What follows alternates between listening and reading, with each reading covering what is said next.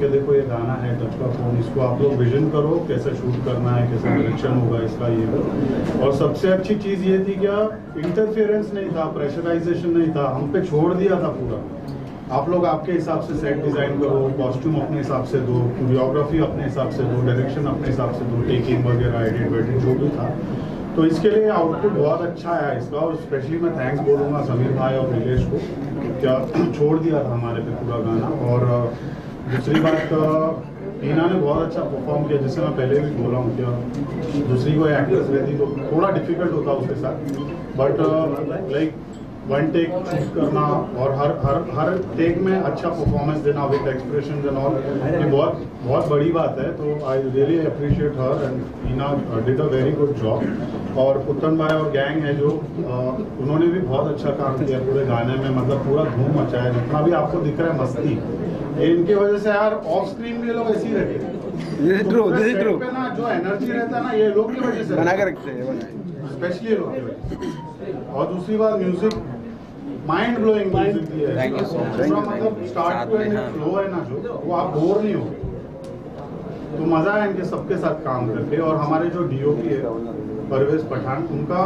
बहुत सबसे बड़ा काम उनका था एक्चुअली, क्योंकि ये 8 आवर्स में शूट करना पूरा गाना, इट्स वेरी डिफिकल्ट, क्योंकि वो बहुत फास्ट है और टैलेंटेड है, तो जल्दी जल्दी लाइटिंग कर देते थे, शॉर्ट क्लोजअप्स लगाना, उसके बाद वाइड के बाद मिड, ये वो सब, तो उन्होंने हमारा बहुत टाइम बचाया। और स्पेशली थैंक्स बोलता हूँ उनको, परवेज पठान जी को दिल से थैंक्स बोलता हूँ कि उनकी वजह से पॉसिबल हुआ है इतना कम टाइम में शूट। थैंक यू परवेज भाई। इस गाने के लिरिक्स राइटर के बारे में बताइए, कि गाना काफी ट्रेंडी तो हो जाएगा ये, और ऊपर से काफी आज के दौर का गाना है, ट्विटर फेसबुक इंस्टा, राइटर ने ये आज का दौर पकड़ के ये दिमाग में रख के ये गाना लिखा है। तो उसमें जो आप देखेंगे, ग्लोबल पे धूम मचा दूंगी, इंस्टा पे रील बना दूंगी और ट्विटर पे आग लगा दूंगी, वो सब तो आज का जनरेशन को दिमाग में रख के, क्योंकि आजकल यही चल रहा है, Insta reels and Twitter and all, तो उन्होंने दिमाग में रख के बहुत अच्छा काम किया है।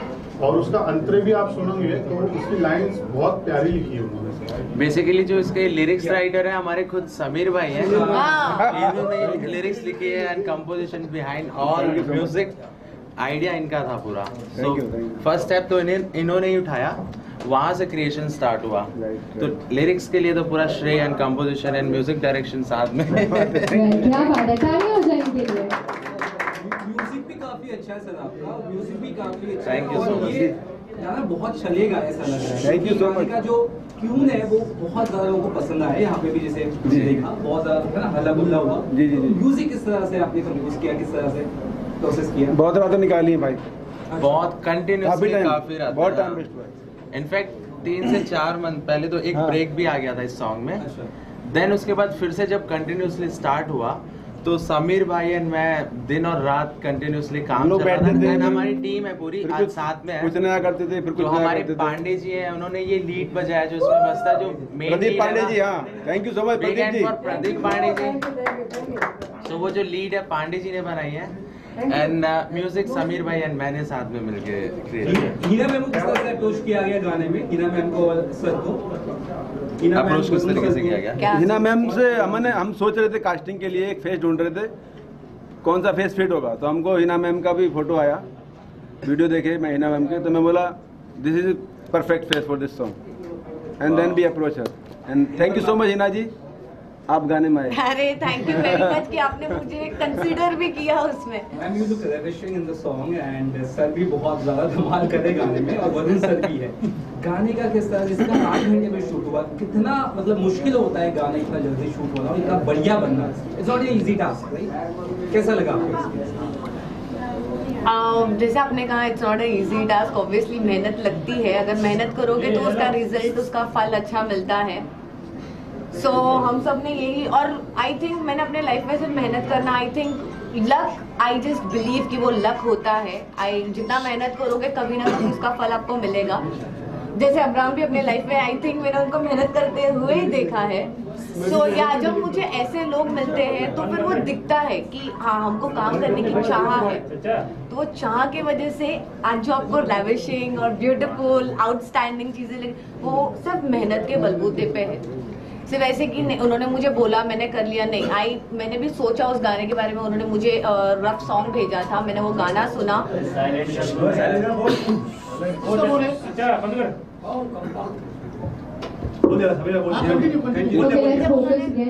जब उन्होंने मुझे गाना भेजा था, मैंने गाना सुना। टच का phone is one of the, मतलब आज के बारे में मेरे लिए बेसिक था कि टच का फोन सबके पास होता है। सेकेंडली ये था कि इंस्टा है, ट्विटर है, जो कि आज के तारीख में सोशल मीडिया सबसे ज्यादा मायने है लाइफ में। सब कुछ लाइफ में इनको लगता है करके सोशल मीडिया ही सब कुछ है। एंड तो या ये चीज मुझे एक अपॉर्चुनिटी मिली थी करके कि हिना तेरे पास ये अपॉर्चुनिटी है to blockbuster the screen right now. So yeah मैंने वो भी सोचा। आई लाइक मैं जेन्युइनली आपको बता रही हूँ करके कि ये सोच होती है इंसान को कोई भी काम करने से पहले। Yeah so yeah that's the reason I made it a point करके मैं गाना करूँ। अब्राम ने कितना असर मैं बहुत सीधा बंदा हूँ भाई। सिर्फ उसको नहीं, पूरे यूनिट को हंसाया। नहीं, सिर्फ पूरे गाने के लिए 8 घंटा अगर हमारे गए ना, तो ऑल थैंक्स टू अब्राम। हम लोग तो सिर्फ डांस कर रहे थे, बट एक डांस के बीच में एक चुटकुला जो होता है ना, वो इसका नॉन स्टॉप हुआ करता था। So yeah, we had a great fun in that 8 hours। वो लगा भी नहीं हम लोगों की गाना खत्म भी कर दिया। मेरे लिए तो शॉकिंग था बहुत, क्योंकि मैंने गाने किए हैं और मैंने देखा है करके कितना स्लॉग करना पड़ता है। बट हैप्पी गो लकी के साथ काम खत्म करना, इट्स अ अचीवमेंट फीलिंग। एक अचीवमेंट फीलिंग होती है, एक खुशी की फीलिंग होती है। So that was the impact. सही, आपका पहला गाना है। जी बिल्कुल। बताइए किस तरह का एक्सपीरियंस रहा आपके पहले गाने में? मेरा कितना आपने शुरू से ही ना थोड़ा ऐसे ही था। जब मुझे समीर भाई ने कॉल किए, मतलब पहले दिन ही लेट पहुंचा, तो मुझे बोला भाई ऐसे करोगे। फिर मैंने गाना सुना, मुझे गाना वाकई बहुत अच्छा लगा। और गाना अच्छा लगने के बाद मैं रिहर्सल पे भी गया, तो मुझे मिले बॉब सर, पवन सर। तो मैं थोड़ा टेंशन में था, बोला पता नहीं कैसा होगा क्या होगा। मगर जब इन लोगों का मैंने देखा, काम देखा और लोगों ने जिस तरीके से समझाया, यकीन मानो मैं एकदम खुश हो गया।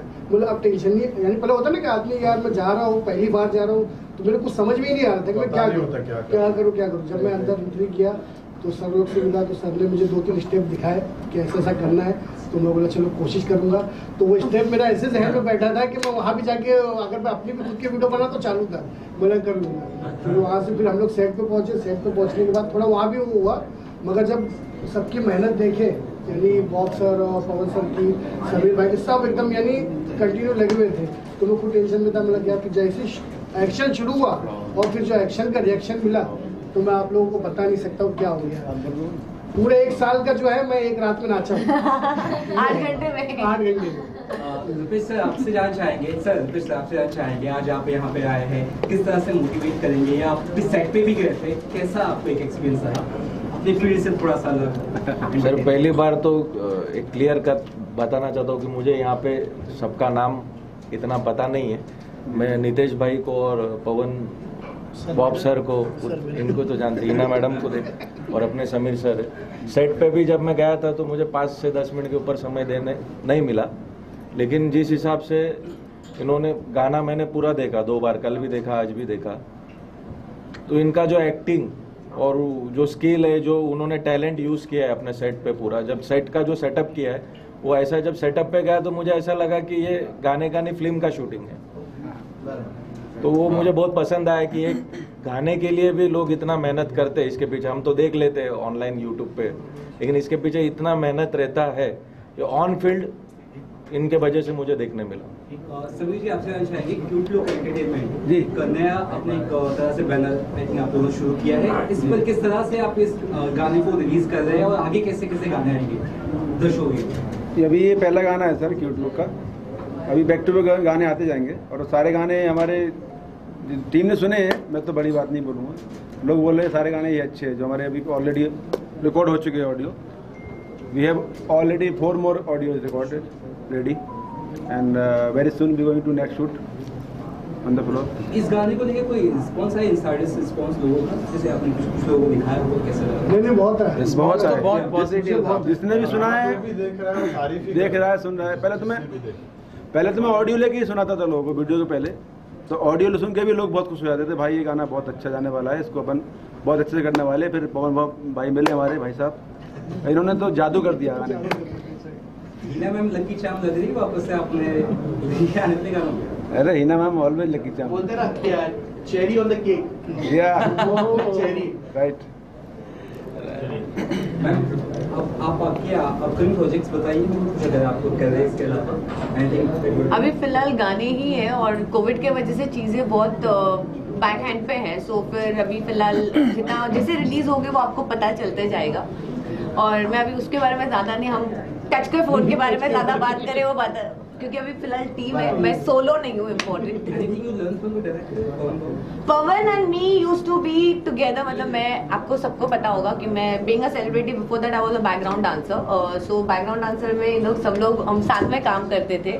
सो मैं सारे कोरियोग्राफर्स और इन लोगों को जानती हूँ। So it was a very pleasure करके कि हम जो साथ में काम करते हो वो अपने एक स्टेप ऊपर आने के बाद उनके साथ काम करने में वो जो कंफर्ट जोन मिलता है ना, नए लोगों के साथ उतना कंफर्ट जोन नहीं मिलता जितना अपनों के साथ मिलता है, जिनके साथ अपन ज्यादा काम करते हैं, जिनको अपन जानते हैं, तो वो एक कनेक्शन अंदर से आता है। सो मुझे वो फीलिंग था। तो it was a great, always great working with people whom I know very well.